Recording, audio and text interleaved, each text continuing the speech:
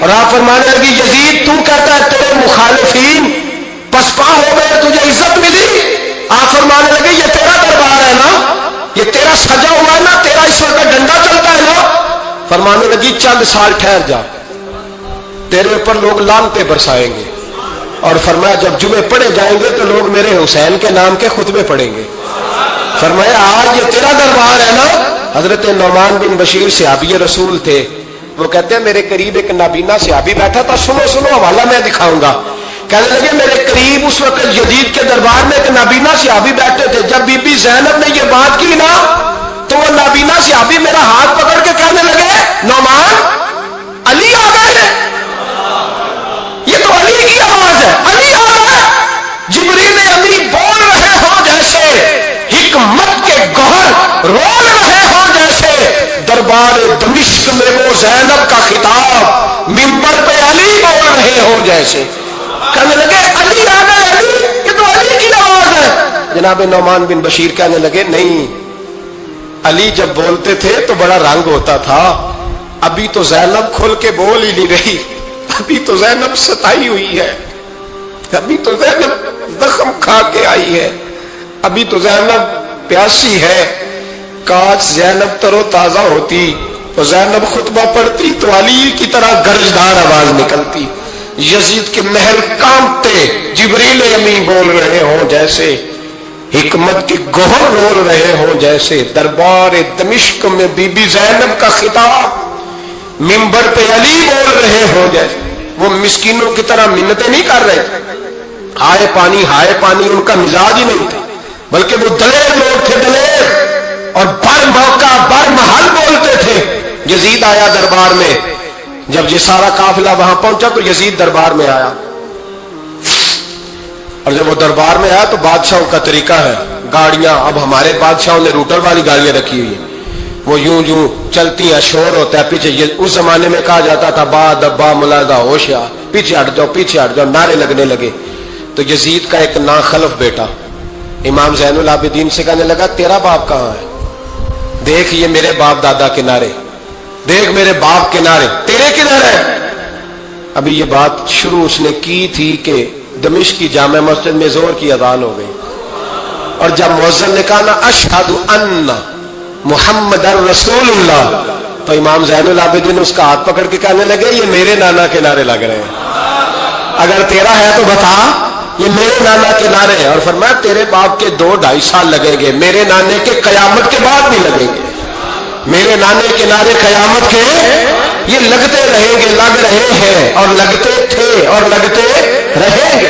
میرے بھائی یاد رکھو، دلیری ہمت، پہلی بات ان سے پیار کرنا ہے، دوسرا ان کی ہمت، ان کا مقام دلیری کرنا ہے، ان کا کام ہمت کرنا ہے، ان کا کام ڈٹ جانا ہے، کمزوری دکھانا اہل بیت کا طریقہ ہوتی۔ حضرت عباس کے بازوؤں میں درد ہوتی، جناب زینب پھر پریشان ہوتی ہیں کہ ہم تو اس بے حیائی کے خلاف لڑے اور امت ابھی یہ گند کر رہی، جو چوکوں میں کھڑا ہوتا ہے نا عورتوں کو تاڑتا ہے، وہ یزید کے طریقے پہ عمل کرتا ہے۔ یہ دلائل ہے، آپ سوچ لیں، اندازہ کر لیں کہ ہم نے کس جماعت میں کھڑے ہونا ہے، اس لیے گند سارا نکالیں۔ امام حسین کا ایک پیغام آج اپنانا بڑا ضروری ہے۔ امام حسین نے سر سجدے میں کٹایا اور قرآن کی تلاوت نیزے کی نوک پہ بھی جاری رہی ہے، اس لیے آج کم از کم 10 نفل امام حسین کی سنت سمجھ کے ضرور پڑھیں گے انشاءاللہ۔ جنہوں نے روزہ رکھا ہے بڑا اچھا کیا ہے، چلو جو نہیں رکھ سکے پھر بھی نفلی ہے، کوئی فرض نہیں، کم از کم 3 دفعہ سورت یاسین کی تلاوت آج ضروری ہے امام حسین کے لیے، کریں گے انشاءاللہ تعالی۔ اگر وہ نیزے کی نوک پہ پڑھ سکتے ہیں تو آپ ان کی خاطر بھی تو پڑھ ہی سکتے ہیں نا۔ تو بہت ضروری کام آج نفل پڑھنا ہے، اور بہت ضروری کام آج قرآن پاک کی تلاوت کرنا، کریں گے انشاءاللہ تعالی۔ ہمارا مضمون ہے عظمت اہل بیت۔ اسلام خشک مذہب نہیں ہے،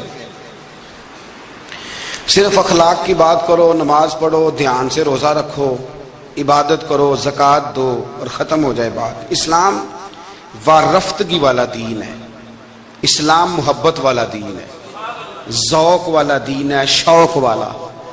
میری ملت میں آج جو آدمی بڑا گناہگار ہوتا ہے نا، کلین شیف ہوتا ہے، بے نمازی ہوتا ہے، بڑا سخت ہوتا ہے، نوجوان بڑا کچھ کرتا ہے، یہ ان ساری غلطیوں کے باوجود بھی جب نبی پاک کا نام آتا ہے تو اس کے سینے میں جذبات ابھر جاتے ہیں، کیونکہ اسلام ایک ذوق کا نام ہے، ایک شوق کا نام ہے، ایک درد کا نام ہے۔ جب رسول کریم صلی اللہ علیہ وسلم کی بات آتی ہے تو گرچہ وہ بڑا گناہگار ہے لیکن اس کے اندر حضور کی محبت موجود ہوتی ہے، وہ چھلک آتی ہے، اس کا چہرہ کھل اٹھتا ہے کہ یہ رسول کریم کی بات ہو رہی ہے صلی اللہ علیہ۔ تو اسلام ہمیں آداب سکھاتا ہے، نسبتوں کا ادب سکھاتا ہے، اسلام ہمیں اکرام سکھاتا ہے، اسلام ہمیں کہتا ہے کہ استاد کی اولاد کا بھی ادب کرو، اسلام ہمیں کہتا ہے کہ اپنے محسن کے بچوں کا بھی ادب کرو۔ اسلام یہ بتاتا ہے۔ ہمارے ہاں خشکی ہوتی جا رہی ہے، بزرگوں نے لکھا ہے کہ 3 قسم کے لوگ کسی کے مرید نہیں ہوتے۔ ایک چودھری صاحب جو ہوتے ہیں وہ بھی کسی کے عقیدت مند ہو سکتے، ان کے اپنے بڑے مرید ہوتے ہیں۔ تو اسی طرح جو آدمی پڑھ لکھ جائے اس کا بھی کوئی پیر، کوئی مرشد، کیونکہ وہ خود سب سے زیادہ پڑھا لکھا ہے۔ اور تیسرا جو آدمی مالدار ہو، سیٹھ صاحب ہو، اس کا بھی کوئی رہنما، مقتدا، کیونکہ وہ کیسے جھکے گا کسی کے آگے، سلوٹ کیسے کرے گا۔ چند لوگ ایسے ہیں معاشرے میں جو دور ہو جاتے ہیں کیف سے، سرور سے، وہ نہیں سمجھتے کہ ادب آداب کس چیز کا نام ہے۔ لوگوں نے سمجھا اسلام میں خشک مذہب ہے۔ پڑھیے قرآن پاک کا 15واں سپارہ آخر سے 16واں شروع سے۔ حضرت خضر علیہ السلام گئے، ایک دیوار گر رہی تھی، اللہ کے رسول نے محنت کر کے جو کام مزدور کرتا ہے وہ کام پیغمبروں نے کیا۔ حضرت موسیٰ اور جناب خضر نے دیوار سیدھی کی، اور جس بستی کی دیوار سیدھی کر رہے ہیں انہوں نے پانی بھی نہیں پلایا، کھانا بھی نہیں پوچھا، لیکن حضرت سیدنا خضر علیہ السلام نے دیوار سیدھی کر دی، محنت کی، کوشش کی، پسینہ بھی آیا، تھکاوٹ بھی ہوئی۔ حضرت موسیٰ علیہ السلام فرمانے لگے خضر سمجھ نہیں آئی، یہ تو اتنے خشک لوگ ہیں، پانی تک نہیں پلایا، اور آپ نے اتنی محنت کر کے دیوار سیدھی کی، تو پڑھ لینا آپ قرآن پاک۔ حضرت جناب خضر علیہ السلام کہنے لگے کہ یہ اصل میں نا ان کے لیے نہیں کیا، یہ کسی نیک کی نسبت ہے، اس دیوار کے نیچے خزانہ ہے، دیوار گر جاتی، خزانہ ظاہر ہو جاتا، خزانہ یتیم بچوں کا ہے۔ اور یہ قرآن مجید نے فرمایا وَقَانَا أَبُوهُمَا صَالِحًا، اور فرمایا یہ اس لیے ان بچوں کا خزانہ بچایا ہے کہ ان کا باپ بڑا نیک آدمی تھا۔ قاضی ثناء اللہ صاحب پانی پتی تفسیر مظہری میں لکھتے ہیں کہ وہ ڈائریکٹ باپ نہیں تھا، دادا نہیں تھا، پردادا نہیں تھا، بلکہ 7ویں پشت میں جا کے ان کا باپ بنتا تھا۔ تو رب نے فرمایا ایک بندہ نیک ہو تو میں نیچے 7 پشتوں پہ فضل فرمایا کرتا ہوں۔ اگر ایک بندہ نیک ہو اور 7ویں نسل میں جو اس کی اولاد ہو، اس کے خزانے کی حفاظت کے لیے اللہ نبیوں کی ڈیوٹی لگاتا ہے، تو بتائیے پھر میرے نبی کی اولاد کی کیا شان ہوگی، پھر اہل بیت نبوت کا کیا مقام ہوگا، پھر رسول اللہ کے خاندان کا کیا مرتبہ ہوگا۔ ہم لوگ سمجھتے ہیں کہ بھئی مفت میں سلوٹ کیوں کریں جی، پیار کیا ہوتا ہے، ادب کیا ہوتا ہے۔ پہلی بات یہ ہے کہ ادب ادب ہی ہوتا ہے۔ اماں انگوٹھا چھاپ ہے، بالکل ان پڑھ ہے، ناظرہ قرآن مجید بھی نہیں پڑھنا آتا، بیگم صاحبہ نے ایم اے بی ایڈ اس کے بعد ایم فل میں داخلہ لیا ہوا ہے، ادب کس کا کرنا ہے، بیگم کا کہ اماں کا؟ اماں تو ان پڑھ ہے، بیوی پڑھی لکھی ہے، تو ایم اے کیا ہوا ہے، بی ایڈ بھی کیا ہوا ہے، ایم فل کر رہی ہے، اماں کا کیوں ادب کرنا ہے؟ اس لیے کہ اماں کا ادب اللہ رسول نے بتایا۔ اماں کا ادب ہو سکتا ہے بیوی بڑی اچھی قاریہ ہو، عمدہ قرآن پڑھتی ہو، حافظہ ہو، عالمہ ہو، اماں کو ناظرہ بھی نہ پڑھنا ہے، پر جنت پھر بھی ماں کے قدموں کے نیچے ہی ہے۔ یہ سمجھ لیں ادب والے کا ادب۔ امام راضی نے ایک بات لکھی ہے، وہ کہتے ہیں جو قاضی ہوتا ہے نا، قاضی جج، اس کے آداب لکھے ہیں امام راضی۔ فرماتے ہیں اگر جج کے پاس مقدمہ آ جائے نا باپ اور بیٹے کا آپس میں جھگڑا ہے، اسے پتہ چل جائے کہ باپ سچا ہے بیٹا جھوٹا ہے، تو 100 دفعہ کہہ دے کہ باپ سچا ہے بیٹا جھوٹا ہے، باپ سچا ہے بیٹا جھوٹا ہے، باپ سچا ہے بیٹا جھوٹا ہے۔ لیکن اگر اسے پتہ چل جائے نا کہ بیٹا سچا ہے اور ابا غلطی پہ ہے، اب یہ تو 100 دفعہ کہے کہ بیٹا ٹھیک کہتا ہے، بیٹا سچا ہے، بیٹا سچا ہے، پر ایک دفعہ بھی یہ نہ کہے کہ ابا جھوٹا ہے، حالانکہ مطلب یہی ہے اگر بیٹا سچا ہے تو پھر خود بخود سمجھ آتی ہے کہ ابا جی غلطی پہ ہیں. لیکن ادب کا تقاضا یہ ہے کہ جج بھی یہ نہ کہے کہ باپ جھوٹا ہے اگرچہ وہ غلطی پر ہے, یہ تو کہہ دے کہ بیٹا, اس لیے کہ ادب والے کا جو مقام ادب ہے وہاں ادب کیا جائے گا, جو مقام اکرام ہے وہاں اکرام, وہاں آپ خشک نہیں بنیں گے, جہاں جھکنا ہے وہاں بہرحال جھکنا ہے, جہاں سلوٹ کرنی ہے بہرحال وہاں سلوٹ کرنی ہے. جن کا ہمارے اوپر ادب لازم ہے ہم نے ان کا ادب. امام اعظم ابو حنیفہ رحمۃ اللہ علیہ ایک جنگل میں ایک باغ میں بیٹھے تھے, شاگرد ساتھ تھے, امام ابو یوسف تھے اور بھی آپ کے شاگرد تھے, تو کچھ لکھ رہے تھے. علماء جب کتابیں لکھتے ہیں تو 20 کتابیں انہوں نے کھول کے نشانیاں رکھ کے دائیں بائیں رکھی ہوتی ہیں, مختلف قسم کے نوٹس ہوتے ہیں, بڑا کچھ بکھرا ہوا تھا. شاگرد تھے, باغ کے ایک کونے میں بچے کھیل رہے تھے. وہ بچوں میں سے ایک بچے کی گیند آ گئی باغ میں, بچہ گیند لینے آیا تو امام صاحب اٹھ کے کھڑے ہو گئے, تو کاغذ شاغذ سارے بکھر گئے. بچہ گیند لے کے چلا گیا, شاگرد چوپ رہے, چلو دوبارہ سے کتابیں سمیٹی, ڈھونڈا سارا کچھ, پھر سے کام شروع ہوا. چند منٹ گزرے تو بچہ پھر آ گیا گیند لینے, امام صاحب پھر اٹھے, پھر سارا کچھ بکھر گیا. شاگردوں نے برداشت کیا, سارے شاگردوں میں برداشت بھی نہیں ہوتی, شاگردوں کی بھی موج ہوتی ہے, شاگردوں مریدوں کا بھی اپنا اپنا وقت ہوتا ہے خدمت کرنے کا, اپنا اپنا سٹائل ہوتا ہے ادب کرنے کا. دور بڑا منفرد آ گیا. تیسری دفعہ, چوتھی دفعہ, 5 دفعہ ہو گئی تو بس شاگردوں کی جو صبر تھا, حوصلہ, وہ جواب دے گیا. بچہ پتہ نہیں کتنی دفعہ آئے گا. جب وہ بچہ پھر آیا, امام صاحب بوڑھے آدمی تھے, گھٹنوں میں درد بھی تھی, بڑی مشکل سے اٹھتے, چیزیں ساری بکھر جاتی. وہ بچہ جب 7ویں دفعہ تو امام صاحب پھر اٹھے, تکلیف سے اٹھے. امام ابو یوسف عرض کرنے لگے, حضور یہ بچہ ہے, اس کی تو ڈیوٹی لگی ہوئی ہے گیند لانے کی, تو 100 دفعہ آئے گا. تو امام صاحب فرمانے لگے, یہ 100 دفعہ آیا تو میں 100 دفعہ اٹھوں گا, آنے دو. کہ حضور کیوں آپ اٹھیں گے؟ فرمایا یہ میرے استاد کا پوتا ہے. اصلا نال جے نیکی کریے تے نسلاں تاک نہیں بھول دے. سن لو, اصلا نال جے نیکی کریے تے نسلاں تاک, ہاں بے اصلاں نال نیکی کریے تے پھول کنڈیاں نال تول دے. بے اصلاں نال, میں میرے استاد کا پوتا ہے تو اٹھوں نا, یہ 100 دفعہ ہے میں اٹھوں گا, میں نے اس گھر سے فیض لیا ہے, یہاں ڈیوٹی کرنا میری ذمہ داری کا حصہ ہے, سوال ہی نہیں پیدا ہوتا. صحابہ کرام فرماتے ہیں نبی پاک کے اخراجات بہت زیادہ تھے, آمدن کوئی نہیں تھی, بظاہر بڑے خرچے تھے, مہمان بڑے آتے تھے, بڑے معاملات تھے, اور دین کا کام بذات خود ایک محنت ہے. ہمارے یہاں لوگ بڑا کہتے ہیں علماء, جی یہ پیر صاحب کرتے کیا ہیں؟ میں کہتا ہوں پیر صاحب نے نوکری لوا دے. کہندے وہ فلانے مفتی صاحب ڈیوٹی کیا کرتے ہیں؟ میں کہتے ہیں دینے نو دیہڑی لے جائے کر مفتی صاحب نو, مستریاں نہ لا انہوں, تاکہ روٹی تو کھا لینا. اور خدا کے بندو, جو بندہ سویرے ڈیوٹی کرنے جائے گا وہ شام کو آ کے ریسرچ کر سکے گا کتاب و سنت پہ؟ وہ ایک صفحہ پڑھے گا تو سو جائے گا. اس لیے حضرت عمر فاروق نے یہ کام امت کو بتایا, فرمایا علماء کو تنخواہ دو, اور مسجد کے امام کی تنخواہ حضرت عمر نے گورنر, صوبے کے گورنر کے برابر لگائی تھی, اور خطیب کی تنخواہ گورنر سے زیادہ ہوتی تھی. فرماتے تھے یہ ذہنی طور پر فارغ رہیں گے, سہولت میں رہیں گے تو صحیح دین پڑھیں گے اور صحیح کر کے پڑھائیں گے. اگر یہ الجھے رہیں گے کہ سویرے بیل جمع کرانا ہے تو ان کے لیے بڑی دشواری ہو جائے. لیکن ہمارا ماحول کیا ہے, عالم جب تخصص کر لیتا ہے نا تو پی ایچ ڈی کے برابر ہو جاتا ہے. درس نظامی کے بعد جب تخصص کرتا ہے نا وہ 3 سال میں یا 2 سال میں, تو پی ایچ ڈی ہے. آج پی ایچ ڈی آدمی جائے نا یونیورسٹی میں لگے تو تقریباً 2.25 لاکھ کے قریب اس کی تنخواہ ہے. عالم کو کیا دیتے ہیں لوگ؟ یہ میری بات سمجھے, اس کا اور اس کا لیول تعلیم کا ایک جیسا ہے, اس کا سٹیٹس کیا ہے اور اس کا. لیکن اس کے باوجود اگر وہ کسی آسانی میں ہے تو اس بیچارے کو حساب دینا پڑتا ہے, اسے بتانا پڑتا ہے کہ گاڑی میں بیٹھتا ہوں تو کہاں سے آئی ہے, روٹی کھاتا ہوں تو کہاں سے, اس کو پھر بھی حساب دینا پڑتا ہے. اس کا نقصان یہ ہوتا ہے کہ لوگ دین میں آنا چھوڑتے ہیں.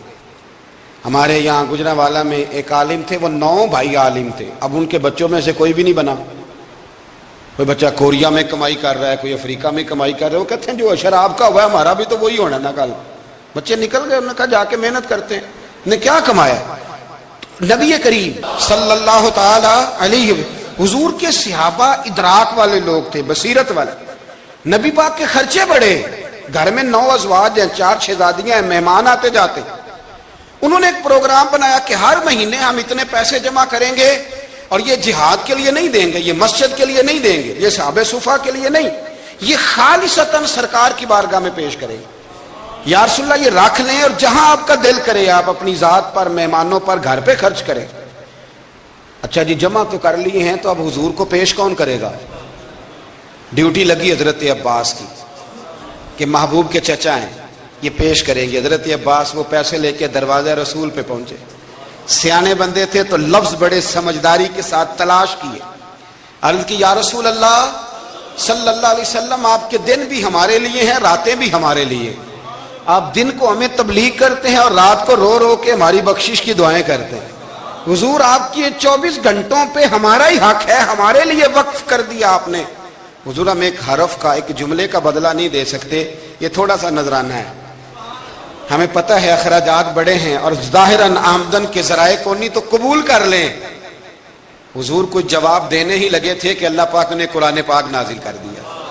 سورہ شورى کی آیت نمبر 23 فرمایا محبوب قل لا اسألکم علیہ اجرا، محبوب ان سے فرما دو کہ اس تبلیغ دین پر گویا طائف میں پتھر کھانے سے لے کر احد میں دانت شہید کرانے تک لا اسألکم علیہ اجرا، میں تم سے کسی اجر کا سوال نہیں کرتا الا المودۃ فی القربى، ہاں اگر کچھ کرنا ہے تو میرے اہل بیت سے پیار کرتے رہنا، میرے اہل بیت سے. یا رسول اللہ یہ کون ہے؟ فرمایا مولا علی، سیدہ فاطمہ اور ان کی اولاد حسن سے پیار کرنا، حسین سے پیار کرنا. میرے رسول پاک نے فرمایا فاطمہ تو بدعت منی، لوگوں فاطمہ کو میرے وجود سے الگ نہ سمجھنا، یہ میرے جگر کا ٹکڑا ہے.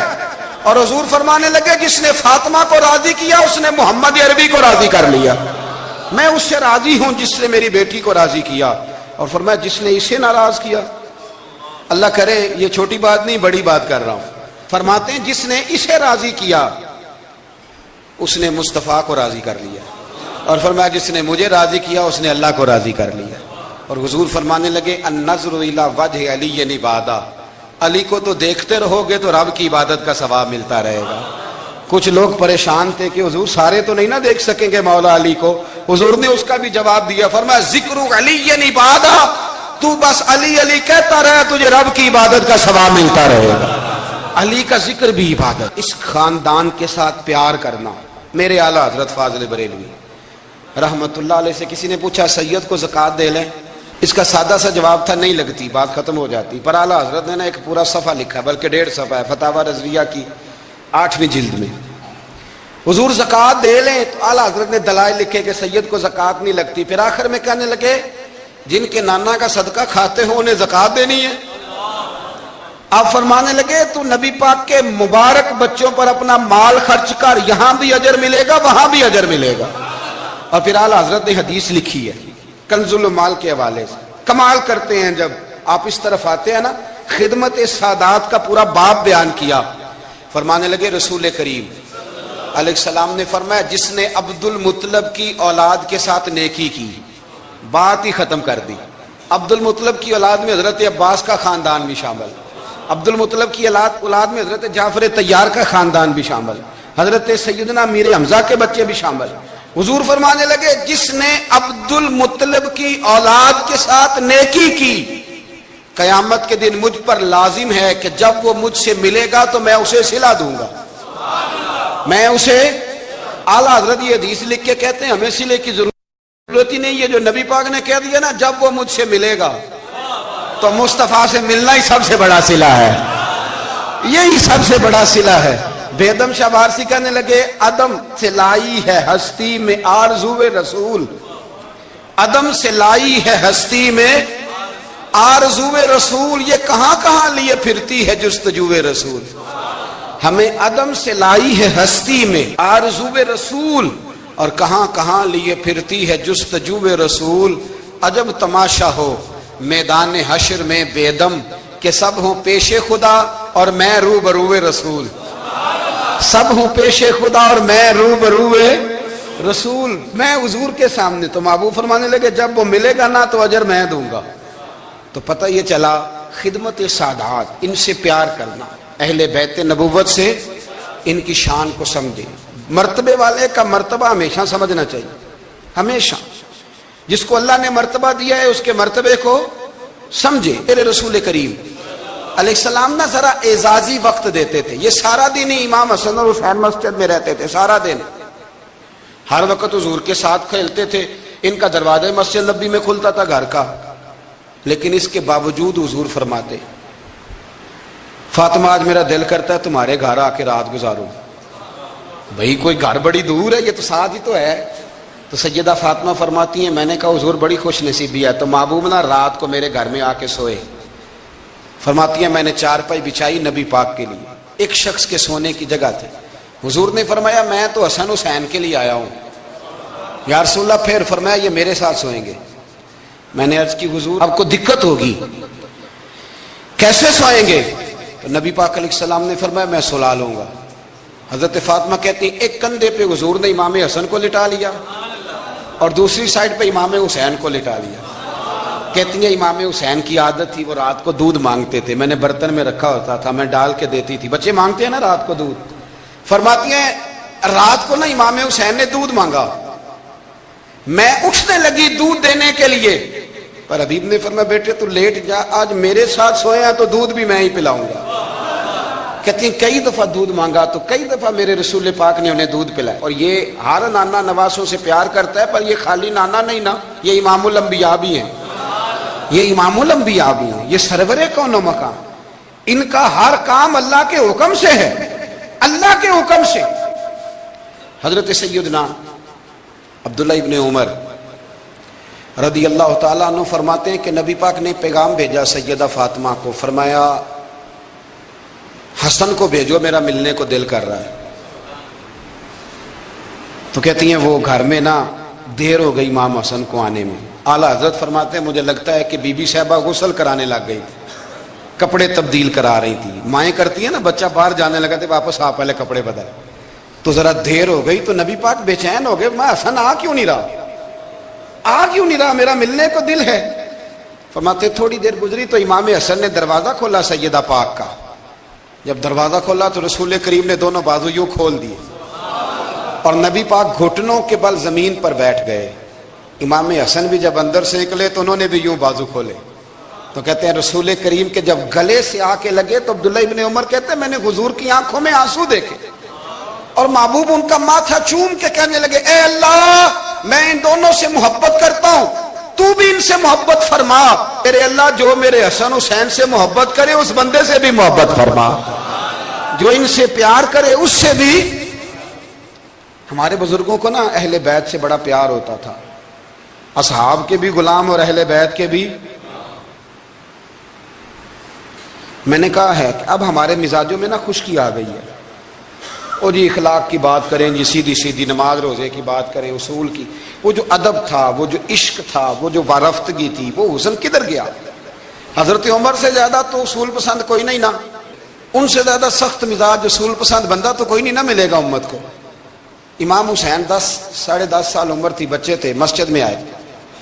حضرت عمر خطبہ دے رہے، جہاں اصول کی بات ہوگی وہاں اصول کی ہوگی، اور جہاں عشق کی ہوگی جہاں عشق کی ہوگی. نماز پڑھا کہ میں تیں ول ویکھا مینوں تے کعبہ بھول گیا آئی. تو امام حسین آئے مسجد نبی میں، حضرت عمر خطبہ دے رہے تھے، مولا علی کے ساتھ آئے بچے جمعہ پڑھنے. امام حسین آئے تو جناب عمر کے سامنے کھڑے ہو گئے، کہنے لگے عمر نیچے اترو، میرے نانا کا ممبر ہے.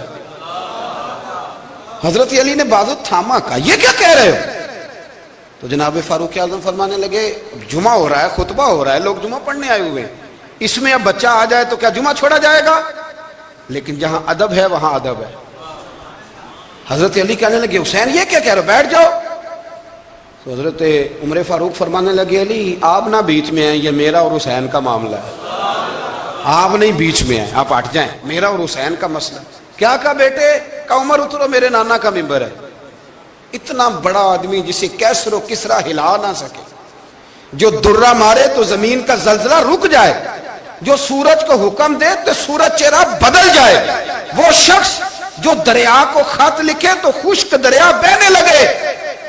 उमर उतरो, मेरे नाना का मिंबर है। फारूक आजम जमीन पे उतर आए, हाथ बांध के खड़े हो गए, कहने लगे हुसैन मैं उतर गया हूं पुत्र, मिंबर तो तेरा है या तेरे नाना का है। खत्म हो गई बात। तो हजरत इमाम हुसैन कहने लगे जा जाके अपने नाने के मिंबर पे बैठ जा।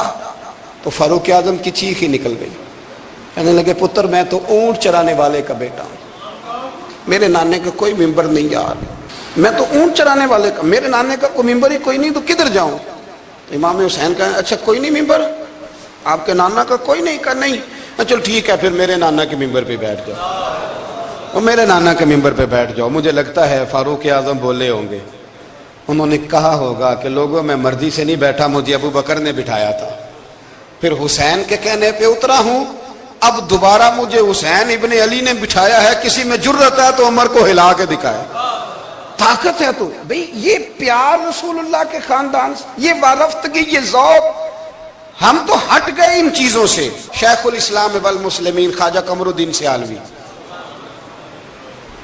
ख्वाजा साहब सचमुच के शेखुल इस्लाम थे और अल्लाह ताला ने उन्हें बड़ा ही एजाज अता फरमाया, बड़ी बात थी। ऐसे शेख भी कम दुनिया में होते हैं।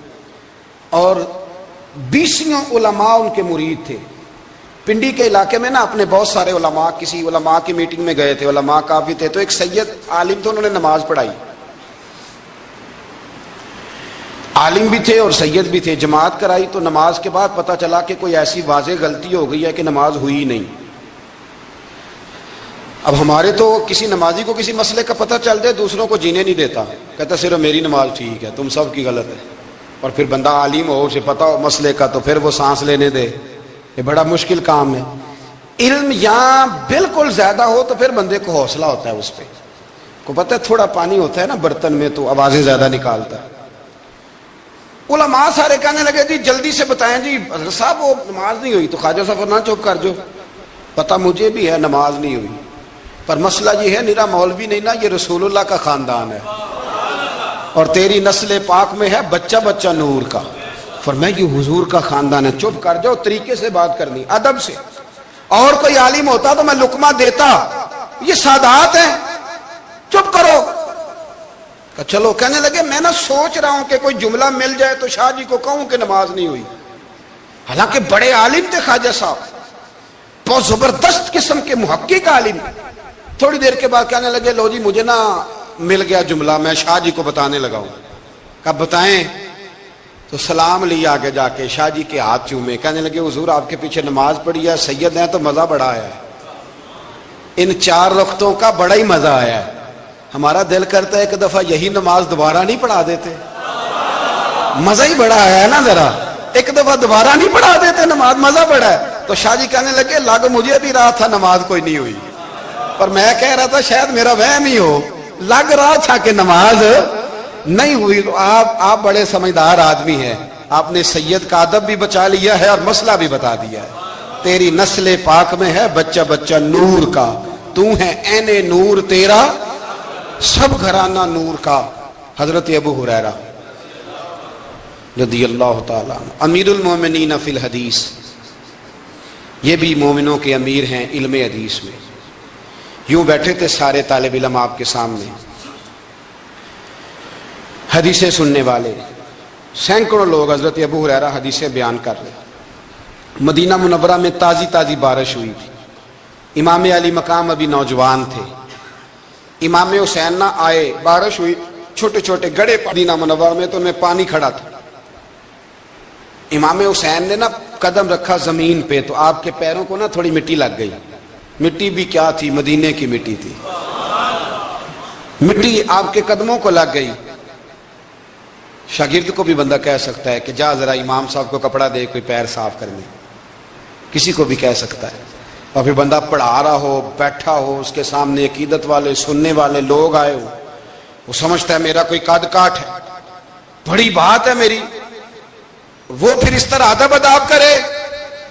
जब इमाम हुसैन ने कदम रखा ना जमीन पे मिट्टी लग गई, तो अब शागिर्दों का मुंह इस तरफ था, हजरत अबू हुरैरा का उधर था, वो देख रहे थे।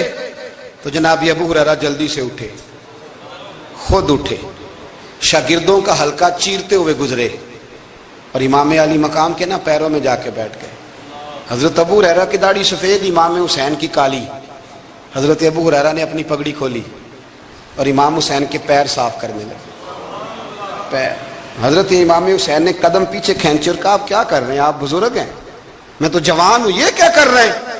تو حضرت ابو ہریرہ رو پڑے, کہنے لگے حسین میں کالی داڑھی کا ادب نہیں کر رہا, میں خون رسول کا احترام کر رہا ہوں, میں خون رسول کا ادب کر رہا ہوں. یہ نبی پاک کا خاندان, یہ رسول اللہ صلی اللہ تعالی علیہ وسلم کا خاندان ہے. اس خاندان نبوت کا اکرام کرنا, ان کا احترام کرنا, ان سے پیار کرنا, ان کی قدر کرنا, ان کے لیے اپنے دل میں آنکھوں میں عزت رکھنا, ان کے لیے شفقت کے بازو کھولنا, یہ چیز اللہ کو بھی راضی کرتی ہے, اللہ کے رسول کو بھی راضی کرتی ہے. فقیر آتا ہے ہمارے دروازے پہ مانگنے, آ کے بھلا کیا کہتا ہے, تیرے بچے جیتے رہیں. پیسے بچے کماتے ہیں کہ ابا جی؟ دینے کس نے؟ بچوں کا نام کیوں لیتا ہے؟ اسے کہنا چاہیے اللہ تیرے کاروبار میں برکت کرے, کمانے والا زندہ رہے. وہ کیا کہتا ہے, بچے, بھائی پیسے بچوں نے کمائے ہیں, کوئی بچوں نے دینے ہیں, تیرے بچے. اس کا مطلب یہ ہے کہ جو جس کے بچوں سے بھی پیار کرے وہ بندہ اچھا لگتا ہے, جو جس کے بچوں سے بھی محبت کرے وہ بندہ اچھا لگتا ہے, وہ پیارا لگتا ہے. تو میرے بھائی جو مصطفیٰ کے بچوں سے پیار کرے, جو رسول اللہ صلی اللہ علیہ وسلم کے بچوں کا احترام کرے, جو حضور کی نسل پاک کا ادب کرے. میرے اعلیٰ حضرت رحمت اللہ علیہ کا طریقہ تھا کہ اگر کوئی سید شاگرد آتا تھا نا, سید زادہ, تو اعلیٰ حضرت اس طرح کرتے تھے کہ جہاں استاد بیٹھتا ہے وہاں اسے بٹھاتے تھے, اور جہاں لائنوں میں پھٹیوں پہ شاگرد بیٹھ کے پڑھتے ہیں وہاں خود بیٹھتے تھے, اور فرماتے تھے شاہ جی یہ آپ کے گھر کا ہی ہے سارا کچھ, چلو ڈیوٹی ہماری لگ گئی تھی بتانے کی تو میں آپ کو پڑھا دیتا ہوں, یہ آپ کا ہی ہے. آپ حضرت عمر بن عبدالعزیز کے پاس کو سید زادہ آتا تھا تو آپ تخت سے اتر آتے تھے, اس کو تخت دیتے تھے, کرسی دیتے تھے, اس پر بٹھاتے تھے. اب تو خشکی ہے, تو نہ استاد کا ادب ہے, نہ عالم کا ادب ہے, نہ سفید داڑھی والے بزرگ کا ادب ہے. تو باتیں ہیں, کہانیاں ہیں, داستان سرائی. ادب والا آدمی سمٹا ہوا ہوتا ہے, ادب والا بندہ مہذب آدمی ہوتا ہے. اہل بیت کی شہادت کو تماشا بنا دیا ہے. وہ کہتے ہیں یکم محرم سے پہلے ناچ گانا دیکھو, تماشا کرو, موج کرو. 10 یکم محرم سے 10 محرم تک بس مسلمان ہو جاؤ, اور چوک میں کھڑے ہو کے امام حسین کی شہادت کا تماشا بناؤ. ایک شخص سے میں نے پوچھا تو وہاں کیوں گیا تھا؟ کہنے لگا میں تو تماشا دیکھنے گیا تھا. اب یقین کریں میرے خون کو جوش آیا, خون کو. میں نے کہا یار انہوں نے امام حسین کی شہادت کو تماشا بنایا اور تو تماش بین بن گیا. سمجھ نہیں رہے قوم, یہ کوئی تماشا ہے؟ اور سر پہ ٹوپی کوئی نہیں, چہرے پہ داڑھی کوئی نہیں, بال بڑھائے ہوئے ہیں, بازاری لوگوں کی طرح گلوں میں کپڑے ڈالے, ممبروں پہ ناچتے پھرتے ہیں. یہ لوگ اہل بیت کا نام لیں گے جن کی شکلیں اس قابل نہیں. یہ لوگ اہل بیت کا ذکر دیکھیں آپ نے. یہ سوشل میڈیا آیا تو مجھے بھی کچھ مکروہ چہرے دیکھنے کا موقع مل گیا, ورنہ میں باز رہتا تھا. آپ یقین کریں وہ شکلیں اس قابل ہیں کہ امام حسین کا نام لیں. آپ یقین کریں میں ایسے ایسے چہرے دیکھتا ہوں کہ میرا دل نہیں کرتا یہ سیدہ پاک کا اپنی نام سے زبان سے نام لے, طبیعت نہیں مانتی. جس آدمی نے سر ننگا کیا دیکھے نا آپ نے سوشل میڈیا پہ, ایسے یہ اس قابل ہے دیانتداری سے میری رعایت نہ کرنا. یہ شکل ہے امام حسین کا نام لینے والی, اور بی بی پاک کا نام جس سے مرضی سن لیتے ہو. میں تو بند کر دیتا ہوں, بند کر یار, اس کا چہرہ ہی نہیں اس قابل کہ اس سے حضرت فاطمہ کا ذکر سنا جائے. اس کو پتہ ہی نہیں کیسے نام لے رہا حضرت فاطمہ کا. کچھ نعت خواہ ہیں وہ ناچ ناچ کے حضرت فاطمہ کا ذکر, شرم کرو. پتہ ہی نہیں کس کا نام لے رہے ہو, پتہ ہی نہیں کس کا ذکر کر رہے ہو. اونچا بولنا, داد دینا, یہ کرنا, اٹھ کے کھڑی, یہ تماشا ہے کوئی اہل بیت کا ذکر؟ پتہ ہی نہیں کس کا تذکرہ کر رہے ہو. جانتے ہو یہ کون ہے؟ صبح قیامت میرے نبی پاک علیہ السلام نے فرمایا رب حکم دے گا قیامت کے دن, ولی, نبی, غوث, کتب, ابدال آنکھیں بند کرے, نظریں جھکائے, سر جھکائے, یا اللہ کیا ہونے والا ہے؟ فرمایا محمد کی بیٹی فاطمہ کی سواری گزرنے والی ہے, رسول کی شہزادی گزرنے والی ہے, نظریں جھکاؤ. پتہ ہی نہیں یہ کون ہے, کس کا ذکر کر رہے ہو, اور ناچتے پھرتے ہو, خبر ہی تمہیں. میرے دادا مرشد مفتی اعظم ہند مولانا مصطفیٰ رضا خان اعلیٰ حضرت کے چھوٹے بیٹے, ان کا ایک مرید اپنے کسی دوست سے کہنے لگا میرے پیر مفتی اعظم ہیں. اس نے کہا تم سنیوں کا طریقہ ہے جس کو بناتے ہو اعظم ہی بنا دیتے ہو, امام تو اعظم, اعلیٰ حضرت تو اعلیٰ حضرت, مفتی تو مفتی ہے, تمہارا طریقہ ہے. اس نے کہا نہیں میرے پیر واقعی بڑے عالم ہیں. اس نے کہا میں جاؤں گا ایسا مسئلہ پوچھوں گا تیرے پیر کو جواب ہی نہیں آئے گا. وہ ساتھ لے گیا. جب سرکار مفتی اعظم کی خدمت میں, اعلیٰ حضرت کے بیٹے وہ بھی چھوٹے والے, تیری نسل پاک میں ہے بچہ بچہ نور کا, چھوٹے بیٹے اعلیٰ حضرت کے. بیٹھک میں بیٹھے تھے تو وہ آ گیا اعتراض کرنے والے کو لے کے, آپ کا مرید پوچھ لے جو مسئلہ پوچھنا ہے. بیٹھک کے 2 دروازے تھے, ایک بار کھلتا تھا ایک گھر میں. بیٹھے سلام کلام کے بعد کیسے آئے ہو, کہا حضور یہ کوئی بات پوچھنا چاہتا ہے. اور وہ رستے میں کہہ رہا تھا میں ایسا سوال پوچھوں گا تیرے پیر کو جواب ہی نہیں آئے گا. رستے میں یہ باتیں کرتا آ رہا. کہا پوچھو. اس نے پوچھا, کہنے لگا جی بتائیے نبی پاک علیہ السلام کی 4 بیٹیوں کے نام کیا ہیں. تو مفتی اعظم ہند اٹھے, جو دروازہ اندر کھلتا تھا اس کمرے سے اندر چلے گئے. وہ اعتراض, تنقید آسان ہوتی ہے, تعمیر مشکل ہوتی ہے, اعتراض لوگ فٹافٹ کر لیتے ہیں. کہنے لگا تو تیرے پیر کو تو 4 بیٹیوں کے نام نہیں آتے, وہ کتاب دیکھنے چلے گئے, وہ تو دیکھ کے بتائیں گے, ان کو تو نام نہیں یاد. پر کیا کرے, فاضل بریلوی کا کمال ہی بڑا انوکھا ہے. یہ رضا کے نیزے کی مار ہے کہ ادب کے سینے میں غار. اعلیٰ حضرت کا رنگ ہی کچھ نرالا ہے. شہزادہ اعلیٰ حضرت واپس آئے, سر پہ امامہ ہے اور داڑھی سے پانی کے قطرے گر رہے ہیں, اور آ کے کھڑے ہوئے تو فرمانے لگے میں وضو کرنے گیا تھا, میں نے نبی پاک کی بیٹیوں کے نام کبھی بغیر وضو کے زبان سے ادا ہی نہیں کیے, میں وضو کرنے گیا تھا. وہ شخص کہنے لگا حضور وضو کے ساتھ, تو آنکھوں میں آنسو آ گئے. فرمانے لگے تمہیں کیا بتاؤں وہ کس پاک گھرانے کی شہزادیاں ہیں. رو پڑے. کہنے لگے میرے تو باپ کا عقیدہ ہے کہ تیری نسل پاک میں ہے بچہ بچہ نور کا, تو ہے عین نور تیرا سب گھرانہ نور کا. میرے میں کیا کروں, مجبوری ہے. ہمارے بزرگوں نے اہل بیت کی محبت کا یہ رنگ پیش کیا ہے. میرے اعلیٰ حضرت رحمت اللہ علیہ, اب موضوع نہیں تھا, بات کہیں اور نکل جائے گی, عنوان بھی بیان کرنا ہے.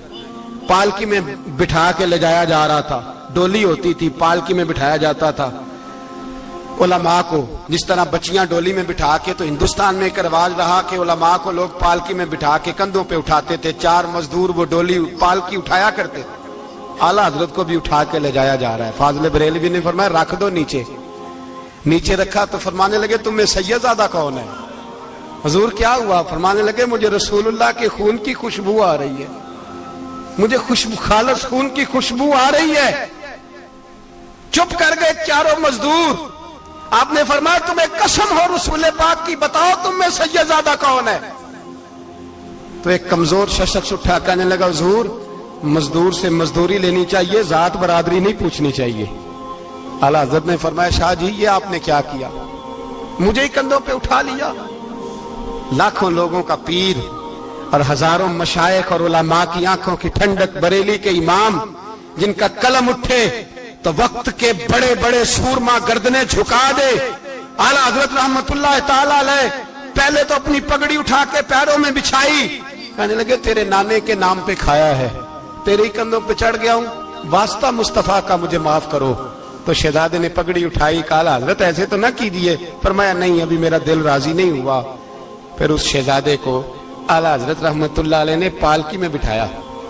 شہزادہ سیدزادہ مزدور ہے, بظاہر پڑھا لکھا نہیں, غریب ہے, ان کو پالکی میں بٹھایا اور فرمایا ایک طرف سے میں اٹھاؤں گا, ایک طرف سے میرا بیٹا حجت الاسلام حامد رضا اٹھائے گا, ایک طرف سے ملک العلماء مولانا ظفر الدین بہاری بخاری کی شرح لکھنے والا اٹھائے گا, ایک طرف سے فقہ حنفی کا انسائکلوپیڈیا بحر شریعت لکھنے والا مفتی صدر الشریعہ مولانا امجد علی اعظمی اٹھائیں گے. چاروں نے جب اٹھایا وہ جا رہے تھے تو مولانا حسن رضا فاضل بریلوی فرما رہے تھے بے ادب گستاخ فرقوں کو سنا دے اے حسن, بے ادب گستاخ فرقوں کو سنا دے اے حسن. یوں کہا کرتے ہیں سنی داستان اہل بیت, یوں کہا کرتے ہیں سنی داستان. مولایا صلی وسلم دائما ابدا علی حبیبک خیر الخلق كلهم مولاي صل وسلم دائما أبدا على حبيبك خير